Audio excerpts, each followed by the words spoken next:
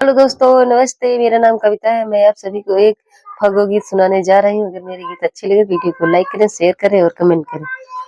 भोला खोला मंदिरवा खेलब होली, भोला खोला मंदिरवा खेलब होली, खेलब होली, खेलब होली, भोला खोला मंदिरवा खेलब होली, भोला खोला मंदिरवा खेलब होली, भोला खोला मंदिरवा खेलब होली।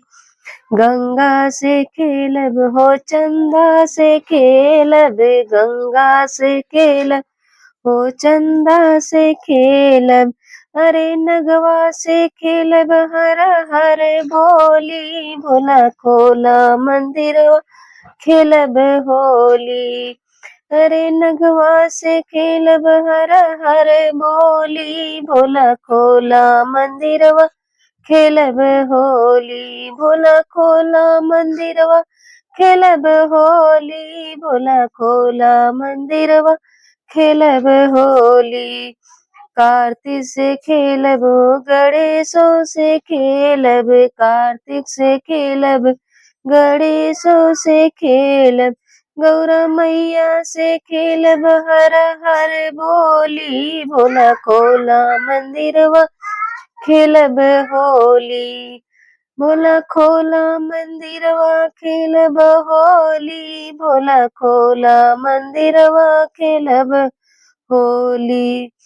भैरो से खेलब हो, नंदी से खेलब, भैरो से खेलब हो, नंदी से खेलब, 64 जोगिन से खेलब, हर हर बोली, भोला खोला मंदिरवा खेलब होली, 64 जोगिन से खेलब, हर हर बोली, भोला खोला मंदिरवा खेलब होली, भोला खोला मंदिरवा खेलब होली, भोला खोला मंदिरवा खेलब होली।